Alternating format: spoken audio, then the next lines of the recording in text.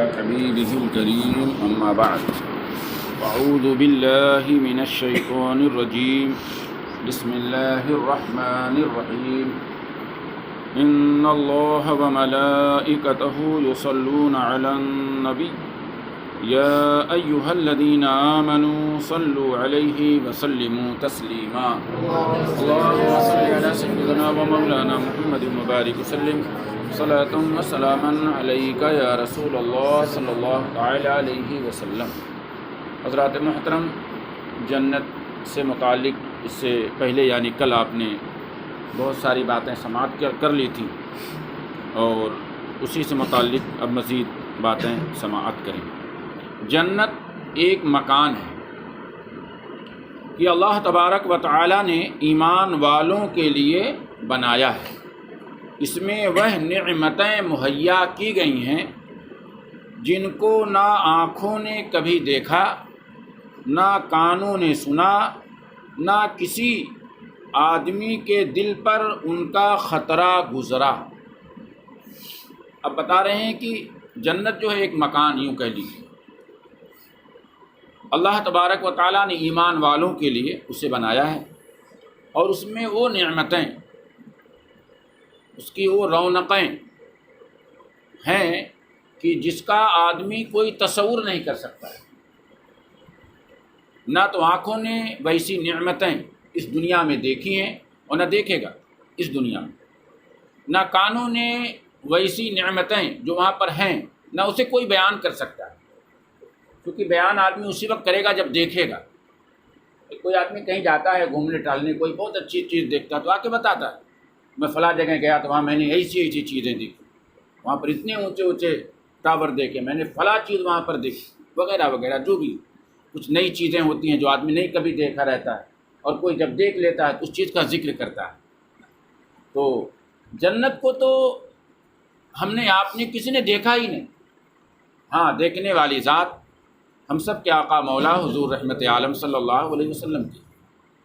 جب میرے آقا صلی اللہ علیہ وسلم معراج میں تشریف لے گئے تھے تو اللہ تبارک و تعالیٰ نے فرشتوں کے ذریعے جنت اور دوزخ کی بھی سیر کرائی تھی، اور اسی لیے حدیثوں میں جنت کا تذکرہ ہم سب کے آقا مولا صلی اللہ علیہ وسلم نے اس کے تعلق سے جو بیان فرمایا ہے وہ تو دیکھ کر کے بتایا ہے، لیکن ساری نعمتوں کا ذکر سرکار نے بھی نہیں کیا، کچھ خاص چیزوں کا ذکر صرف فرما دیا تاکہ میرے امتیوں کے اندر شوق پیدا ہو، ذوق پیدا ہو، اور آدمی جنت کے حصول کے لیے برائیوں سے بچے، نیک عمل کرے۔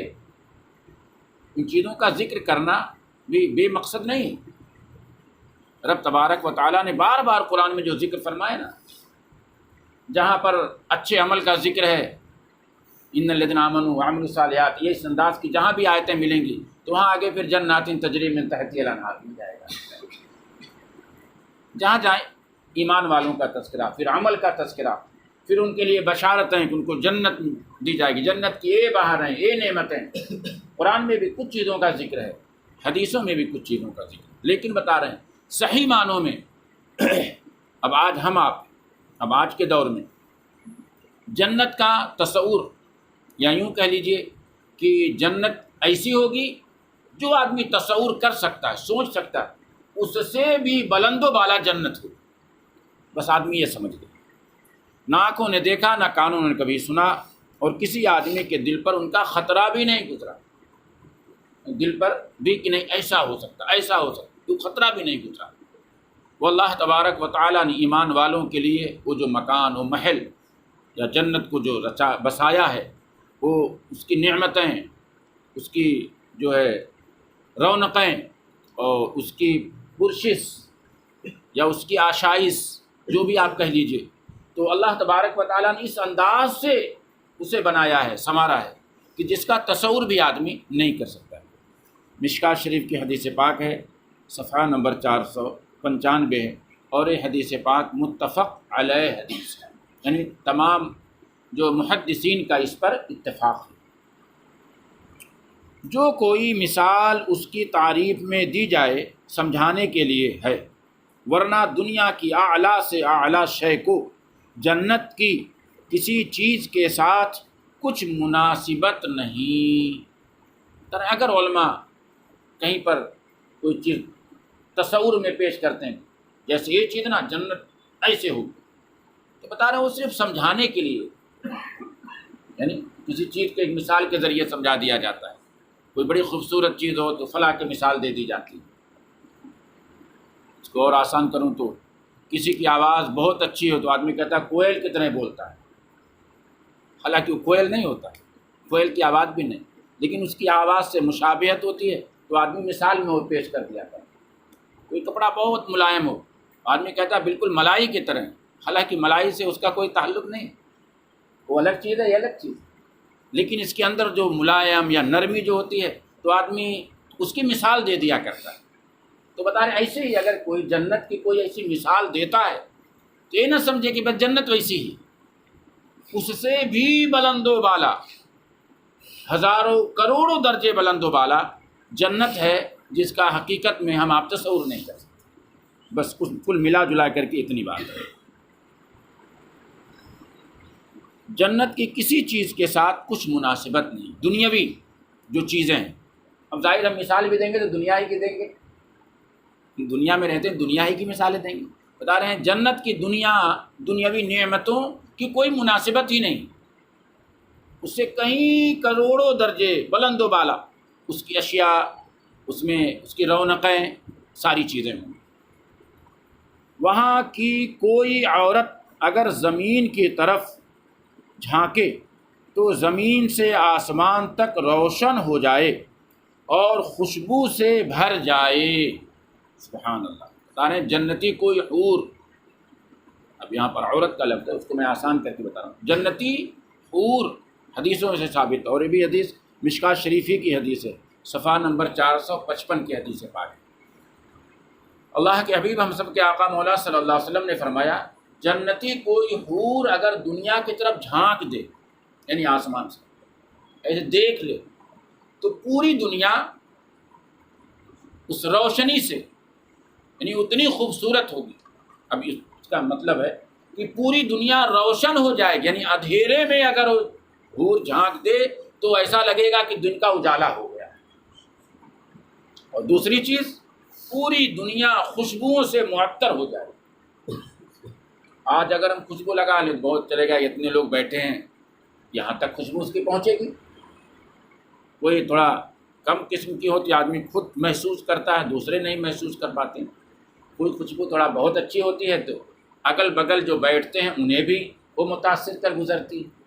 کوئی اور اعلیٰ قسم کی خوشبو ہو تو اس سے آدمی محفل میں بیٹھا ہے 150 لوگ، اتنے لوگ محسوس ہوتے ہیں، لیکن وہ ایسی خوشبو ہوگی نا کہ اگر دنیا کتنی بڑی دنیا ہے، پوری دنیا خوشبوؤں سے معطر ہو جائے اور پوری دنیا روشن ہو جائے۔ اب آپ اندازہ کریں کہ جنت میں کیسی خوشبو ہو، پھر ان حوروں کا کیا کہنا جن کی یہ شان صرف جھانک دیں تو دنیا روشن ہو جائے۔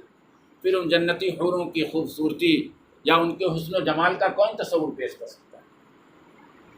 کون تصور پیش کر سکتا ہے؟ بہرحال چاند سورج کی روشنی جاتی رہے، اگر حور جھانک دے تو اگر مان لیے اجالا بھی ہونا تو سورج کی روشنی بھی اس کے سامنے مات پڑ جائے گی، دھیمی ہو جائے۔ چاند کی بات تو سمجھ میں آتی، لیکن چاند سورج کی روشنی بھی مات پڑ جائے، ہلکی پڑ جائے، پھیکی پڑ جائے،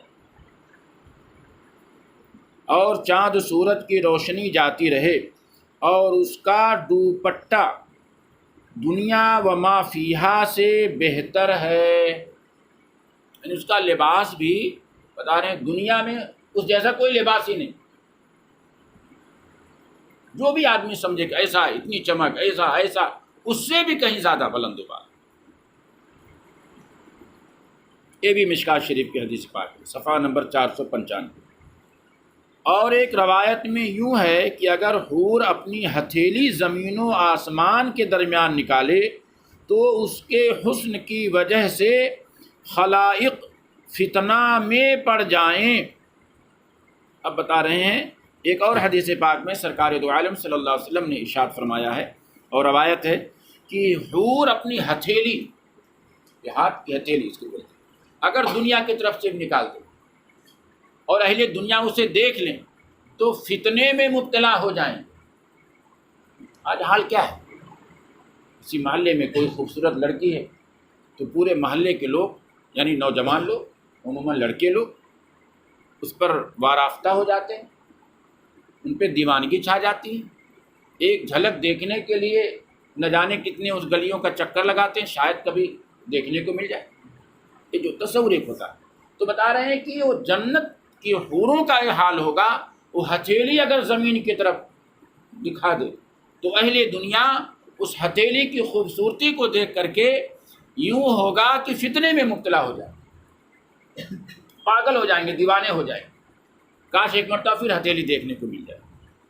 کوئی آدمی کوئی جب خوبصورت چیز دیکھتا ہے نا، ایک مرتبہ نظر پڑتی ہے نا، تو پھر اس کے اندر وہ تمنا، خواہش ظاہر ہوتی ہے کہ پھر ایک مرتبہ دیکھنے کو مل جائے، پھر وہ دیکھتا، پھر خواہش ہوتی ہے یہ انسانی فطرت ہے۔ آدمی کوئی ایسی چیزیں تو بار بار اسے دیکھنے کی خواہش ہوتی ہے، ایسا نہیں کہ ایک مرتبہ دیکھ لیا تو کام ختم ہو گیا، نہیں، پھر اس کے ذہن و دماغ میں وہ عکس اس قدر محو ہو جاتا ہے کہ آدمی پھر دوبارہ اسے دیکھنے کی خواہش، تمنا رکھتا ہے، آرزویں کرتا ہے، التجائیں کرتا ہے، کوششیں کرتا ہے، جستجو کرتا ہے۔ تو بہرحال تو زمین و آسمان کے درمیان نکالے تو اس کے حسن کی وجہ سے خلائق فتنہ میں پڑ جائیں، اور اگر اپنا دوپٹہ ظاہر کرے تو اس کی خوبصورتی کے آگے آفتاب ایسا ہو جائے جیسے آفتاب کے سامنے چراغ۔ دھوپ رہے، کوئی آدمی وہاں چراغ جلا دے تو چراغ کی روشنی کتنی ہوگی؟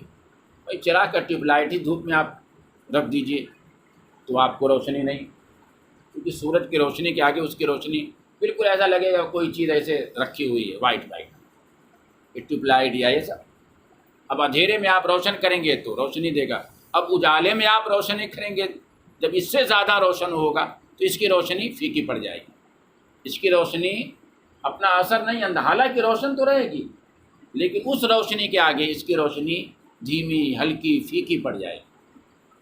تو بتا رہے ہیں بالکل یہی حال ہوگا اگر دوپٹہ اپنا زمین کی طرف ظاہر کر دے، نکال دے، دکھا دے اس دنیا کی طرف، اور وہ بھی دوپہر کے وقت میں، یعنی دن کے وقت میں، دوپہر سے مراد دن کے وقت میں، جب کہ سورج چمک رہا ہو تو سورج کی روشنی اس کے آگے ایسی ہو جائے گی کہ جیسے کہ اس کے سامنے کوئی چراغ جل رہا ہو۔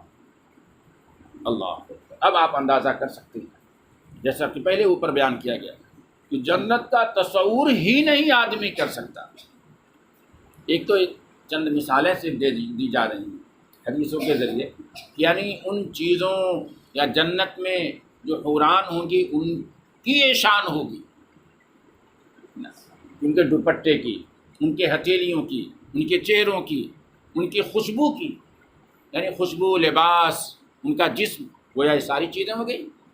بھائی ہتھیلی جسم کا ایک حصہ ہے، جھانکنے کے مراد چہرہ، دوپٹے سے مراد کپڑا ہو گیا، تو گویا کہ اس ایک حور کی صرف خوبصورتی آپ دیکھیں، پھر جنت میں اور کیسی نعمتیں ہوں گی، تو آپ اندازہ کریں کہ اللہ تبارک و تعالیٰ نے ایمان والوں کے لیے، عمل والوں کے لیے اس عمل کا بدلہ، ان نیکیوں کا بدلہ، اس ایمان پہ قائم رہنے کا بدلہ، اس ایمان پر قائم رہنے کا بدلہ اتنی عظیم نعمت عطا فرمائے گا۔ اس نعمت کو پانے کے بعد ہی آدمی کو سمجھ میں آئے گا یار دنیا میں اتنے سال تھے، اگرچہ کچھ تکلیفیں گزری لیکن رب نے اتنا بڑا انعام عطا فرما دیا، اتنا بڑا انعام عطا فرما دیا۔ اور جنت ہمیشگی، جنت ایک جگہ ایسی ہے وہاں پہ جانے کے بعد پھر آدمی کبھی باہر نہیں آئے گا۔ وہاں جانے کے بعد پھر دنیا تو چھوڑ ہی دیجیے، پھر وہ کسی چیز کی خواہش ہی نہیں ہوگی، کسی چیز کی خواہش نہیں ہوگی۔ آدمی خواہش کب کرتا؟ جب کوئی چیز نہیں ہوتی۔ جب آدمی کے پاس ساری چیزیں ہوں تو کیا خواہش کرے گا؟ اور وہاں پہ عالم تو یہ ہوگا کہ جو خواہش کرے گا وہ چیز موجود ہوگی، خواہش کرے گا۔ حدیثوں میں یہاں تک اس لفظ کے ساتھ میں آیا ہے کہ آدمی خواہش کرے گا، سوچے گا کہ مجھے بھنی ہوئی مچھلی مل جائے، سوچے گا اسے، کھانے کا تھوڑا موڈ ہوا، تھوڑا سا ارادہ دل میں بنا، خواہش ظاہر کی، سوچا، فوراً آسمان سے اس کے سامنے بھنی ہوئی مچھلی بالکل دھواں نکلتا ہوا اس کے سامنے۔ اتنے جلدی تو دنیا میں کوئی بھی اگر سوچ کر کے چاہے تو نہیں ہو سکتا ہے۔ کوئی چیز کو کھانے کی خواہش ہو تو اگر آرڈر بھی دیں گے، پکانا نہ بھی پڑے تو بھی گھنٹوں لگ جاتے ہیں، گھنٹوں لگ جائیں گے۔ بنانا بھی چاہیں تو بھی اس میں گھنٹوں لگ جائیں گے، کوئی آدمی کسی چیز کی خواہش کرے۔ لیکن جنت ایسی جگہ ہوگی، صرف سوچنا ہے۔ حدیثوں میں یہاں تک آیا، آدمی سوچے گا کہ میں اپنے بھائی کے پاس تھوڑا چلا جاتا، تھوڑا اپنے دوستوں سے مل لیتا، سوچے گا اس کا تخت یوں منٹوں سیکنڈوں میں کہہ لیجیے پلک جھپکنے کی دیر ہوگی، اس کا تخت اس کے دوست کے پاس میں موجود ہے، اپنے آپ کو اپنے دوست کے پاس پائے گا، بات چیت کرے گا، یہ حال ہوگا۔ تو اسی لیے پہلے کہہ دیا گیا دنیا میں اس کا تصور نہیں کیا جا سکتا، جنت میں وہ نعمتیں، وہ بہاریں، جنت کی وہ جو ہے خوبیاں۔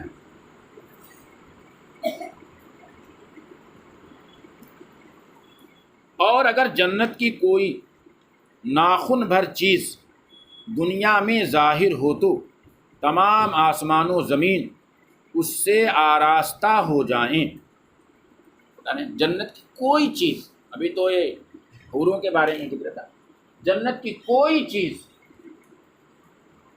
اگر ناخن کے برابر، یعنی اب سمجھ جائیے ہمارا یہ ناخن کتنا بڑا ہے، اتنا، کوئی بھی چیز اگر دنیا کی طرف ظاہر ہو جائے ناخن کے برابر کوئی چیز، تو بتا رہے ہیں تمام آسمان و زمین اس سے آراستہ سے مراد بالکل مزین ہو جائیں گے، روشن و تابناک ہو جائیں گے، ایسا لگے گا ہم اس دنیا ہی میں نہیں، ہم کسی اور دنیا میں پہنچ گئے۔ کہنے کا مطلب ہے ایسا لگے گا ہم اس دنیا میں ہے ہی نہیں۔ کبھی آدمی کوئی بہت اچھی جگہ چلا جاتا ہے نا تو ایسا محسوس ہوتا ہے یار ہم کہیں اور آ گئے۔ ابھی ہم ہی لوگ جب اللہ اس کے رسول کے فضل و کرم سے حج پہ جاتے ہیں اور وہاں سے جب یہاں آتے ہیں نا تو ایسا لگتا ہے یار کہاں چلے آئے، یہ بمبئی ایسا لگتا ہے نا کوئی کھنڈر ونڈر جیسے گاؤں ہو بالکل لگتا ہے۔ یہ روڈ پتلے پتلے دکھتے ہیں، یہ مکانات ایسے بے ڈھنگے دکھتے ہیں، بے صورت۔ اب آدمی آ رہا ہی نہیں لگتا، دھیرے دھیرے اچھی لگنے لگتی، لیکن جب وہاں سے آؤ تو ایسا لگتا ہے کہ ہم جنت سے لگتا ہے کہ دوزخ میں چلے آئے۔ جو لوگ جاتے ہیں آتے ہیں انہیں اس چیز کا احساس ہوگا کہ وہاں پر جو بہاریں ہیں، جو رونقیں، تو آدمی کو لگتا ہے یار ہم کہاں سے کہاں چلے آئے۔ پھر نہ مکانات اچھے لگتے، نہ دکانیں اچھی لگتی، نہ روڈ اچھے لگتی، کچھ بھی اچھا نہیں لگتا۔ پھر دھیرے دھیرے دھیرے آدمی پھر اسی میں مست ہو جاتا ہے، وہ الگ سی ایک بات ہوگی۔ بہرحال تو بتا رہے ہیں ناخن کے برابر زمین و آسمان آراستہ ہو جائیں، اور اگر جنتی کا کنگن ظاہر ہو تو آفتاب کی روشنی مٹا دے، یعنی جنتی حوریں جو کنگن پہنی رہیں گی، بتا رہے ہیں اس کو اگر کبھی ظاہر کر دے تو آفتاب کی روشنی ہی بالکل ایسا لگے گا ختم ہو گئی اس کے سامنے۔ سورج کی روشنی ماد نہیں، ہلکی نہیں، بالکل لگے گا سورج ہے ہی نہیں، اس کی روشنی ہی بالکل ختم ہو جائے، جیسے آفتاب ستاروں کی روشنی مٹا دیتا ہے۔ بتا رہے ایسا کیسے؟ تو بتا رہے ایسا ہے کہ جیسے سورج جب نمودار ہوتا ہے تو آسمان پہ تارے کیا ہوتے ہیں، ہماری نظروں سے پوشیدہ ہو جاتے ہیں، حالانکہ ستارے چمکتے رہتے ہیں۔ وہ الگ ایک بحث ہو جائے گی، وہ الگ ایک موضوع ہو جائے گا اگر میں اس پر گفتگو کروں۔ صرف اتنا اشارہ کرتا ہوں، سورج کی روشنی جب آتی نا تو چاند اور ستاروں کی روشنی ہلکی پڑ جاتی، مات پڑ جاتی، ہم کو ایسا لگتا ہے کہ اب ستارے ہے ہی نہیں، سورج ہے ہی نہیں ہے، حالانکہ چاند سورج کے روشن ہونے کے بعد اس کی روشنی پھیکی اتنی پڑ جاتی ہے، اتنی ہلکی ہو جاتی ہے، اس روشنی میں وہ روشنی دکھائی نہیں پڑتی۔ بتا رہے بالکل اسی طریقے سے اگر جنتی حوروں کے کنگن دنیا میں ظاہر ہو جائیں تو روشنی تو رہے گی، لیکن اس روشنی کے آگے وہ روشنی ہی غائب ہو جائے گی۔ کہنے کا مطلب ہے کوئی نہ سمجھے کہ سورج ہی غائب ہو جائے، سورج رہے گا، چمک رہے گی، لیکن اس کی چمک کے آگے اس کی چمک ایسی ہو جائے گی گویا وہ دکھائی ہی نہیں پڑے گی۔ یہ بھی جو مشکات شریف کی حدیث پاک ہے صفحہ نمبر 497 ہے۔ انشاءاللہ تبارک و تعالی آنے والے وقتوں میں ابھی مزید کئی دنوں تک جو ہے جنت کے حوالے سے آپ گفتگو سماعت کریں گے۔ مزید اور بھی بہت ساری حدیثیں کہ جنت میں اللہ تبارک و تعالی نے اپنے نیک بندوں کے لیے، اپنے مخلص بندوں کے لیے اور اچھے عمل کرنے والوں کے لیے اللہ تبارک و تعالی نے ان نیکیوں کا انعام یعنی بدلہ کتنی عظیم نعمت رکھی۔ ہم جو نیک عمل کر رہے ہیں، اپنا جو وقت ہم دے رہے ہیں اللہ کی رضا کے لیے، اللہ کے حبیب صلی اللہ علیہ وسلم کی رضا خوشنودی کے لیے، ہم جو کچھ بھی کر رہے ہیں اچھے کام، اس کا انعام، اس کا بدلہ وہ ملے گا جس کا ہم آپ تصور ہی نہیں کر سکتے۔ لہذا چاہیے اس دنیاوی فانی دنیا کو کہ پیچھے ہم نہ پڑ کے اس باقی دنیا جہاں ہمیشہ رہنا ہے اس کی فکر کریں اور اس جنت میں جانے کی جستجو کریں، کوششیں کریں، اور جستجو اور کوشش یہ ہے کہ نیک عمل کریں اور برائیوں سے بچیں۔ اگر ہم نے ایمان و عقیدے کی سلامتی کے ساتھ اچھے عمل کیے تو یقیناً اللہ کے فضل و کرم سے، پیارے آقا صلی اللہ علیہ وسلم کی شفاعت سے انشاءاللہ ضرور سے ضرور جنت الفردوس کا ہمیں پروانہ حاصل ہو جائے گا۔ بس انہی جملوں کے ساتھ دعا کی اٹھا لیں۔ اللہم صلی علی سیدنا